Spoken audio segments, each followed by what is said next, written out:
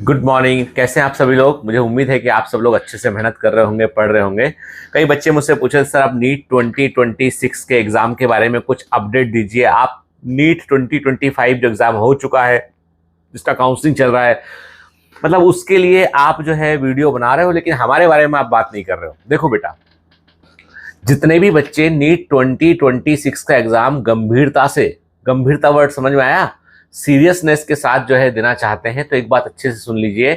अब आपके पास सिर्फ 9 महीने का समय बचा है। अब आपके पास सिर्फ 9 मंथ का टाइम बचा है। और ये जो 9 महीने हैं, मतलब 270 दिन, 270 डेज आपके पास है। उसमें से 70 दिन आप रिवीजन का अलग कर दीजिए। 70 डेज आप रिवीजन के अलग कर दीजिए, तो आपके पास सिर्फ 200 दिन बचे हैं। आज से मैं 1 अगस्त से भी गिनना चाहूं, ठीक है? मैं अगस्त, सितंबर, अक्टूबर, नवंबर, दिसंबर, जनवरी, फरवरी, मार्च, अप्रैल, 3 मई को आपका एग्जाम है। नीट 2026 का एग्जाम 3 मई के आसपास है। मतलब मई के में फर्स्ट वीक में फर्स्ट संडे को उसका एग्जाम होगा, ठीक है ना? जहां तक मुझे लगता है डेट 3 मई के आसपास डेट है वो। तो अब आपको ये बात समझना अच्छे से पड़ेगा कि बहुत समय नहीं बचा है। आप सोच रहे हैं ना कि बहुत टाइम बचा हुआ है, अभी करेंगे, सोचेंगे, फिर जागृत होंगे, फिर कोई चमत्कार होगा, कोई कोचिंग वाला आएगा, कोई चमत्कार कर जाएगा, या कोई ऐसा यूट्यूब पे कोर्स आएगा, या कोई ऐसा ऑनलाइन कोर्स आएगा जो मेरी जिंदगी बदल देगा, कि परी हूं मैं, टच करके तुमको जीवन में कुछ करवा देगा। तो ऐसा नहीं होगा, बिलीव मी, ऐसा नहीं होगा बेटा, ठीक है? अब करना क्या है कि हमें ये 270 डेज को प्लान करना है, और 70 दिन, 70 डेज तो पूरे रिवीजन के लिए रखना है। पूरा का पूरा सिलेबस कर कर एक पूरा ब्रॉड इन डेप्थ रिवीजन करेंगे। 70 डेज वो हम रखेंगे हम, ठीक है? अब जो 200 दिन आपके पास है, इन 200 दिन को आपको प्लान करना है। ये 200 डेज आपको प्लान करना है। आपके पास मोटे तौर पर देखा जाए तो 100 के आसपास चैप्टर है। फिजिक्स, केमिस्ट्री और बायोलॉजी मिला लें। अब 100 से थोड़ी सी कम है, मतलब 30 चैप्टर फिजिक्स में हो गए आपके, 22 चैप्टर आपके केमिस्ट्री में हो गए, 32 चैप्टर आपके जो है वो बायोलॉजी के अंदर हो गए आपके, ठीक है?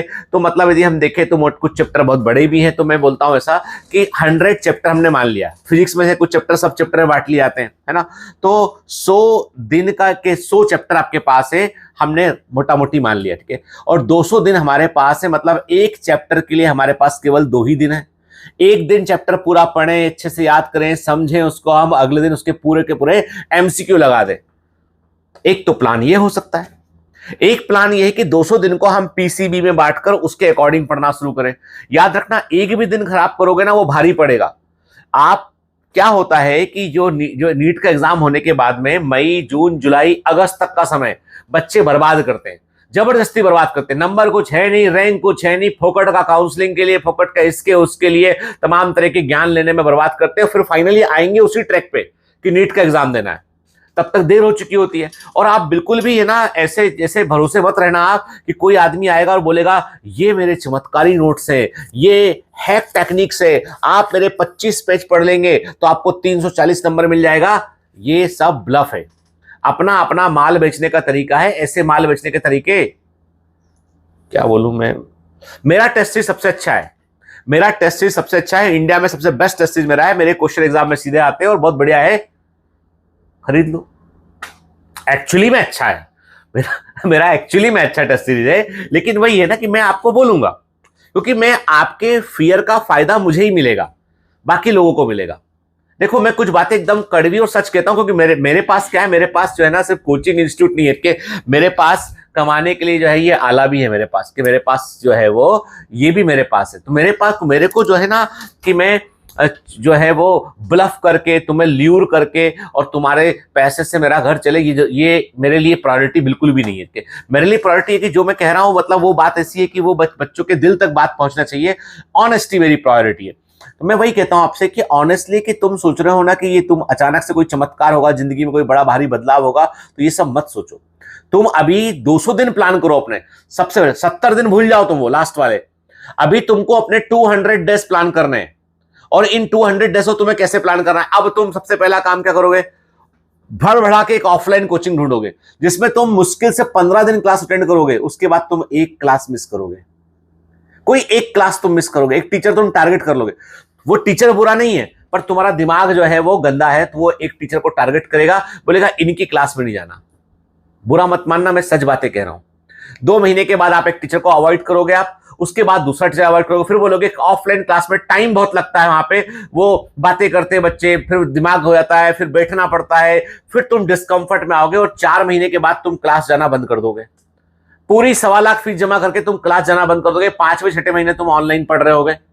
फिर उसके बाद सेकंड चीज क्या है, जब ऐसा करने के बाद जब तुम आओगे ना, फिर 6 महीने बाद तुम देखोगे, फिर देखोगे यार ऑनलाइन में भी आगे निकल गया, फिर तुम ऑनलाइन में क्या करोगे, छोटे वाले कोर्स ढूंढोगे तुम, फिर तुम 1 शॉट लेक्चर ढूंढोगे तुम, फिर तुम गुमराह हो जाओगे तुम, फिर क्या है, फिर ऑनलाइन में तो है जलवा, डांसर भी आ जाएंगे, शेरो शायरी वाले भी आ जाएंगे, सब आ जाएंगे, वो तुमको पूरा ल्यूर करने की कोशिश करेंगे, किसी प्रकार तुमसे को कोई कोर्स बेचते हैं, चिपका दे कोई कोर्स तुमसे, थोड़ा पैसा निकाल लें, क्योंकि तुम जो है वो, याद रखना फ्री कुछ नहीं मिल रहा है, तुम्हारा ही इस्तेमाल हो रहा है सारा, ठीक है।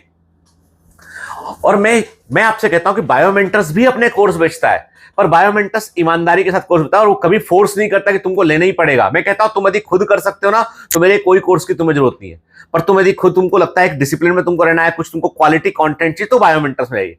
जैसे कि हम लोगों का जो ग्लेटर बैच 1.0 रीबॉर्न जो है, जो ऑफलाइन का ऑनलाइन वर्जन रिलीज हुआ है, उसमें 155 दिन का ट्रेनिंग है, 155 डेज का ट्रेनिंग है, 155 दिन में कोर्स पूरा हो रहा है उसमें, लेकिन 6-6 घंटे क्लासेस है भाई, डीएमटी भी है उसका, वो भी सॉल्व करना है ऑफलाइन मोड में, डीएमटी है उसका, तो करना पड़ेगा।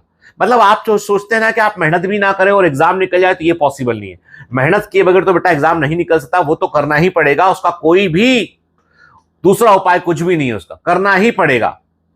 तो मुद्दा यह है कि आप एक बात टटोल लें अपने आप को, अपने आप से को कह ले आप अपने आप को कि अगले 200 दिन ना कोई मेरा भाई है, ना कोई मेरी बहन है, ना कोई मेरा रिश्तेदार है, ना कोई बर्थडे पार्टी है, ना कोई मैरिज पार्टी है, कुछ भी नहीं है। अगले 200 दिन मैं और मेरी तन्हाई और सिर्फ पढ़ाई। क्या? मैं और मेरी तन्हाई और सिर्फ पढ़ाई। 200 दिन है जिंदगी बदलने के, और बकायदा 200 डेज का कैलेंडर एक बना लो अपना, ठीक है, और उस कैलेंडर में से जो है रोज दिन काटो, ठाक ठाक ठाक ठाक, कितने दिन बचे। डर आना चाहिए मन में, दिन बीतने का डर मन में आना चाहिए कि हाँ भैया ये समय यदि बिगाड़ दिया मैंने तो टाइम बिगड़ जाएगा। वक्त तुम बर्बाद करोगे ना, यकीन मानो वक्त तुम्हें बर्बाद कर देगा। तुम यदि वक्त बर्बाद करोगे तो वक्त तुम्हें बर्बाद कर देगा। तुम्हें सोचना पड़ेगा अच्छे से कि तुमने तुम्हारी जीवन में प्रायोरिटी क्या बनाई।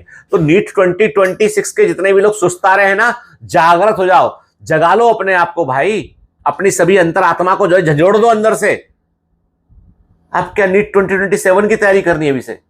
पेपर कैसा आएगा सर?